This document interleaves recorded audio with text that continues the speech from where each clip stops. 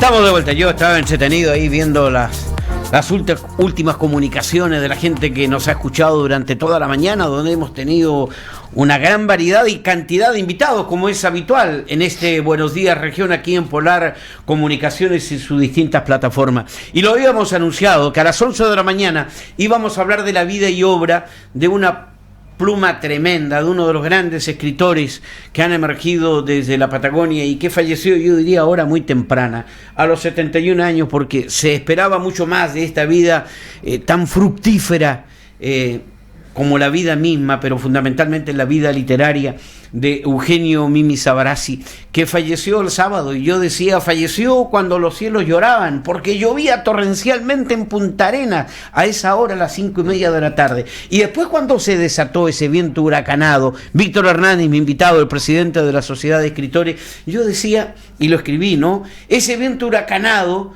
no despierta de manera casual. Ese viento huracanado quería traer lo más rápidamente posible a su tierra del fuego, en la que fue su fuente de inspiración, a Eugenio.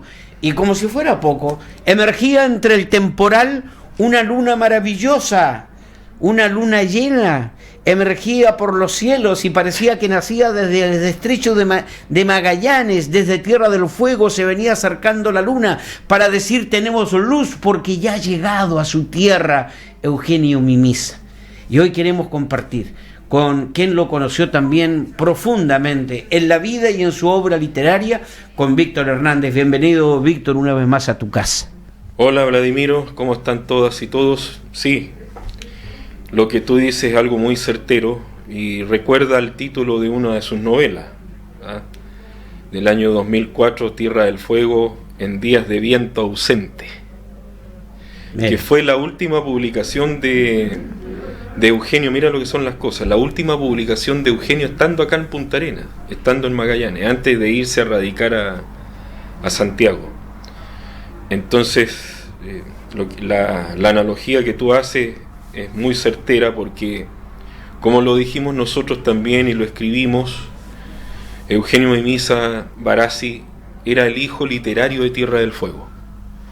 Él nació en Punta Arenas, pero desde muy niño fue a vivir a Tierra del Fuego, en las estancias también, en Porvenir principalmente, y por ahí, en la década del 70, él sorprende a la comunidad literaria local porque publica un libro de cuentos llamado Comarca Fueguina, del año 1977, en donde sorprende. ¿Por qué razón?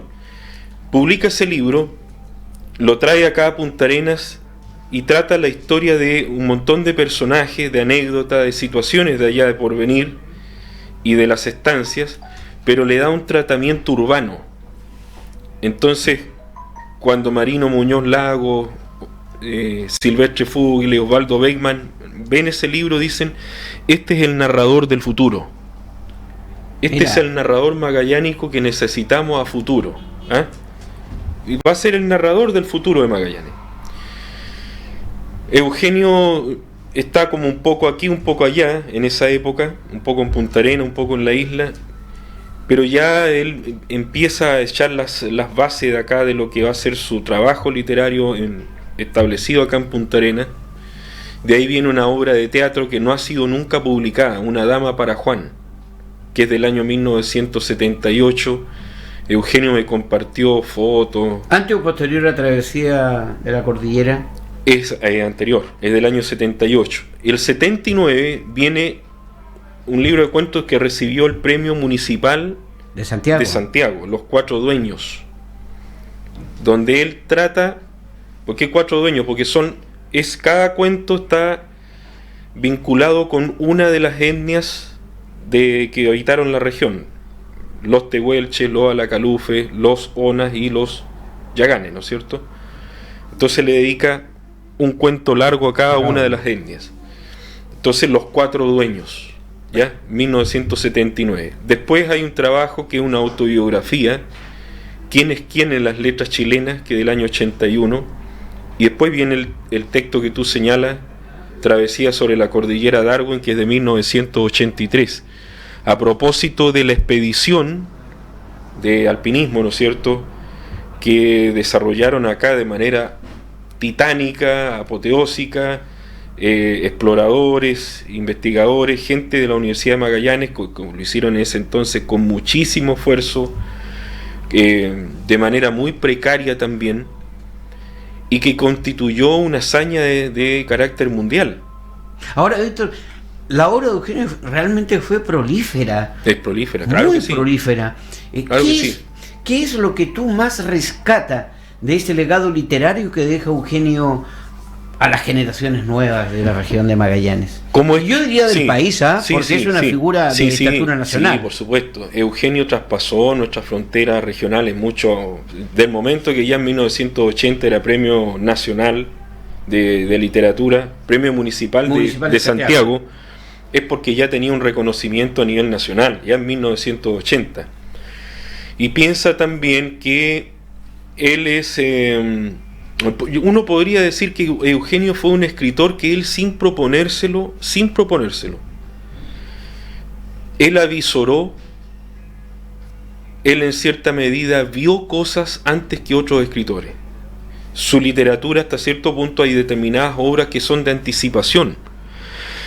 Por ejemplo, cuando uno habla de la novela Un adiós al descontento, que es del año 1991, yo siempre digo la fecha, y a veces yo sé que me dicen, ya Víctor Hernández, saliste con el tema de la fecha y todo, pero fíjate que es importante recalcar que 1991. ¿Por qué? Porque él publica una novela en donde los magallánicos, él imagina un Magallanes distinto en 1991, 30 años atrás. Retornada también apenas la democracia. Apenas la democracia, habían una serie de acontecimientos que estaban ocurriendo en el mundo, el término del comunismo formal, ¿no es cierto?, la desintegración de la Unión Soviética en esa época, de la antigua Yugoslavia. Entonces es un contexto histórico muy muy interesante lo que está ocurriendo. Yo voy a ser muy superficial y yo sé que jamás inspiró Eugenio, conociéndolo como lo Colo-Colo estuvo a punto de ser campeón de la Copa Libertadores 91. Y Colo-Colo a fines de ese año estuvo a punto de ser campeón mundial de clubes, perdiendo el título con la Estrella Roja de Belgrado. Así es. De Yugoslavia, de la ex Yugoslavia, que en ese momento ni siquiera podía jugar de local, porque tenía prohibición debido al conflicto que estaba viviendo. En ese tiempo todavía era Estrella Roja de Yugoslavia. Porque estaba en la guerra, ¿no? Exactamente. En la guerra. Y Eugenio, imaginemos ese contexto, ¿no es cierto? Con todo lo que estamos hablando, Eugenio escribe esta novela publicada en Santiago, en Santiago ya, Un adiós al descontento, donde él imagina la creación de un nuevo país, que obviamente es la Patagonia, tanto chilena como argentina, ojo, donde hay una capital, Meridionía, y Meridionía es Punta Arenas, y donde él imagina una bandera propia, un escudo propio, un himno propio, ya, una asamblea constituyente. Mira. Y lo dice en 1990. Visionario. Entonces y por ahí un amigo mío, un amigo nuestro, Marino Muñoz Agüero, dijo que la novela Un adiós al descontento fue un texto político al final. Si uno lo ve perspectiva, es un texto político. Es una novela, pero anticipándose a los tiempos. Hablábamos recién de la travesía sobre la cordillera Darwin.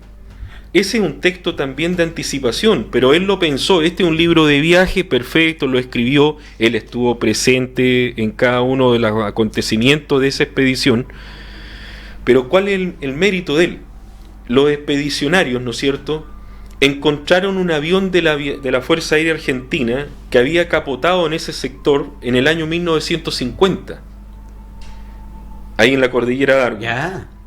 Y el año 83 estos expedicionarios chilenos encontraron los restos de este avión. Ahora, la novela no sería nada si Eugenio Mimisa no escribe el libro.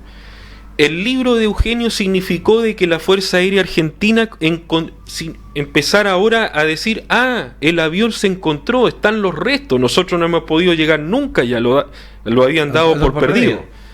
Y lo encuentran, imagínate, y significa que el 2011 recién la Fuerza Aérea Argentina puede reconstruir lo que pasó y decir, sí, efectivamente, este avión en 1950 capotó, ¿no es cierto?, en el sector de la cordillera Darwin, y debemos precisamente al trabajo que hicieron estos expedicionarios chilenos, ¿no es cierto?, alpinistas, que hicieron este recorrido, atravesaron la cordillera Darwin desde aquí hasta acá, y a lo mejor, ¿no es cierto?, en función de un hecho casi anecdótico, pudieron encontrar los restos de nuestro avión.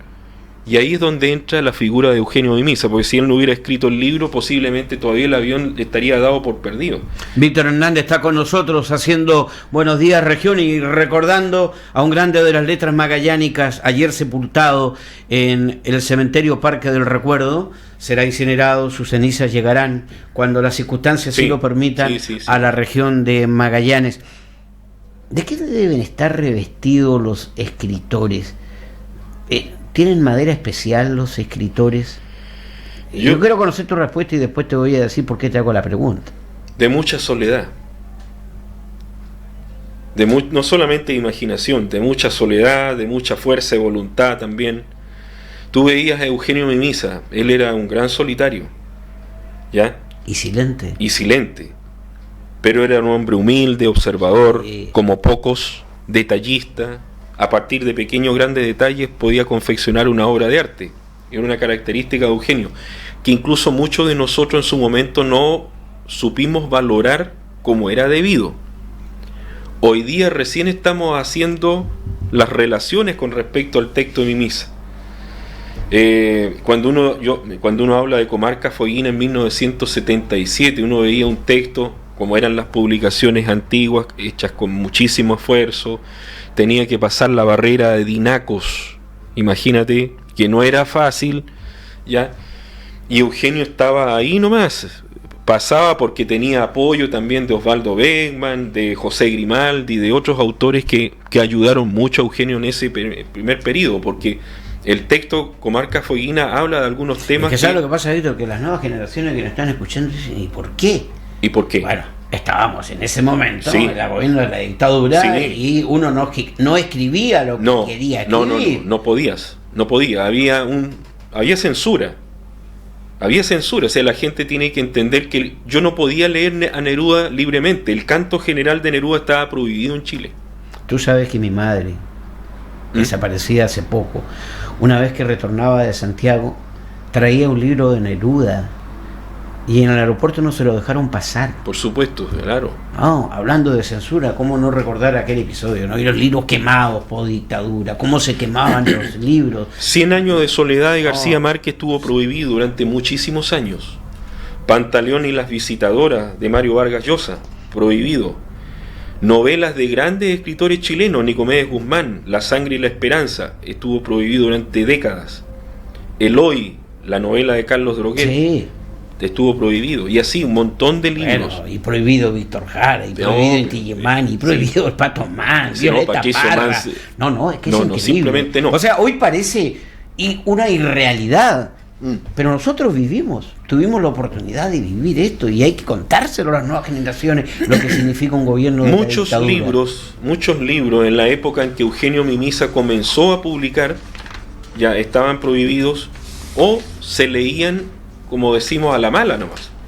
Es porque Marino Muñoz Lago alcanzó a salvar parte de su biblioteca, el mismo Silvestre Fugli, Osvaldo Beckman y otros autores, y eso también nutrió a Eugenio para poder leer libros que hoy día tú lees tranquilamente en la escuela, o que de tanto que te lo entregan, tú dices, ¿para qué voy a leer esto?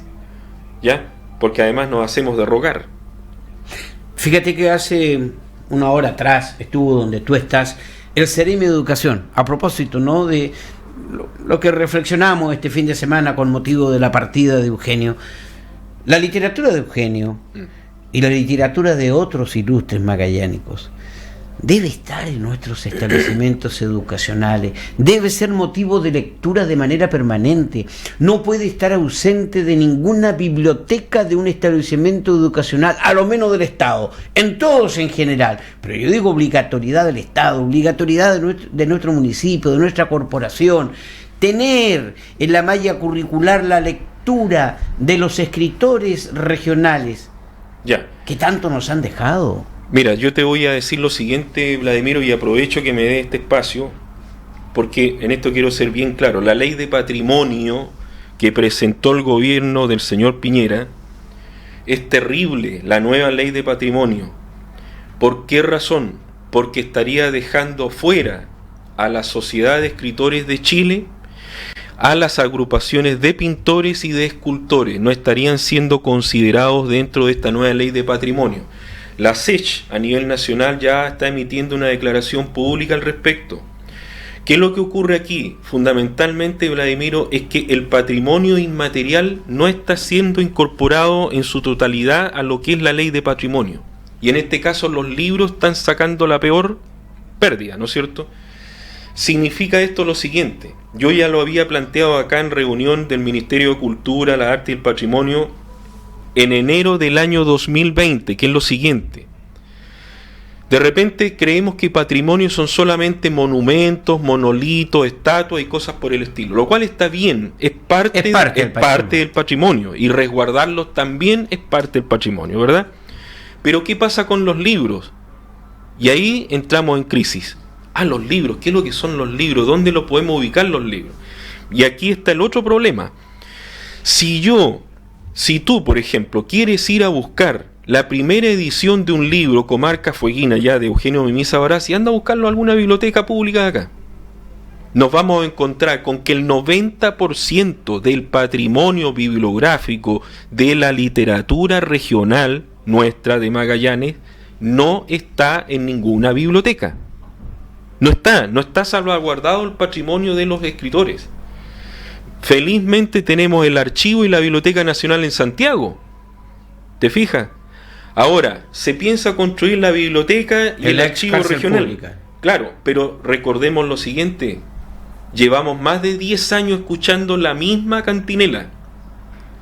¿Ya? Y ojo, que cada vez que dicen que el proyecto ya está listo y que los recursos están asignados, muestran unas maquetas preciosas. Y después pasa el tiempo y nos olvidamos de todo lo que se dice. Así que no es nuevo esto. Cuidado. Por eso hay que resguardar también, junto con el patrimonio, todo esto que es la literatura regional. Y por ejemplo, te encuentras con la sorpresa siguiente: hay mucha documentación que se encuentra en Santiago, documentación escrita, que no ha sido digitalizada. Por ejemplo, memorias de gobernadores del siglo XIX. Eso debiera estar acá. Víctor, quiero aprovechar los últimos minutos contigo. Ayer, no sé si tú tuviste la oportunidad, yo vi imágenes en la Soledad del Parque del Recuerdo, sí, de la manera como se despide Eugenio, ¿no? En otras circunstancias hubiera sido de otra manera, sin ninguna duda. Sí. Esperamos que también aquí, en un momento determinado, con sus cenizas, se le entregue el reconocimiento que se merece en Magallanes. ¿Qué le hubieras dicho tú ayer en la despedida de Eugenio Mimisa? Ayer lo hizo Willy, hermano, con el que compartió una de sus últimas obras, ¿no? Los de la tribu que llevaron a Croacia también. 3 de la tribu. Pero ¿qué le hubieras dicho tú? No solo como presidente de la Sociedad de Escritores, sino como testigo de la obra, como compañero, como amigo. Por supuesto. Gran parte de lo que estamos conversando acá, de manera así informal, así como a la amistad que nos une, Vladimiro, yo lo habría plasmado, lo habría vertido, ¿no es cierto? Decir, se nos va un visionario, se nos fue un adelantado a las cosas que estamos viviendo hoy día. Cuando alguien dice, oye, un tipo el año 91 hablaba de una asamblea constituyente y resulta de que 20 o 30 años después eso se está planteando, de que haber una reforma constitucional, de que haber un nuevo, en fin, un montón de cuestiones. Entonces tú dices, oye, este tipo realmente estuvo 30 años por delante de nosotros, a lo mejor adelantado. Nosotros no sabíamos que el tipo estaba tan adelantado con respecto a nosotros, ¿no es cierto? Yo creo que Eugenio fue un tipo que avisoró muchas cosas, un poco esto del centralismo que tanto nos quejamos. Por otro lado, esta reacción que solemos tener los magallánicos al poder central a las decisiones, ¿ya? Pero también esa rebeldía que era propia de Eugenio y también de los grandes talentos magallánicos. Es decir, si tú te fijas y si uno hace un poco de lo que es la historia de Magallanes, los grandes periodos, los grandes momentos de Magallanes han ocurrido en ciertas épocas, ¿no es cierto?, donde todos los magallánicos, independiente de las posiciones políticas o ideológicas, consiguen aunarse aunar voluntades, ¿no es cierto? Y de repente salen a la calle uniendo esas voluntades y ejercen presión de tal manera de que las autoridades del gobierno central dicen, ¿sabe qué? Esto que está acá en la calle, que están haciendo los magallánicos, es más que una cuestión política. Entonces ahora vayamos a solucionar el problema, porque realmente la gente ya se hartó. En cierta forma, cuando tú lees el adiós al descontento de Eugenio y otros textos más de Eugenio, te encuentras con esa rebeldía que él tenía, que interpretamos todos un poco también, rebeldía que controlamos, hasta que va a llegar un momento que vamos a decir basta. ¿Ya?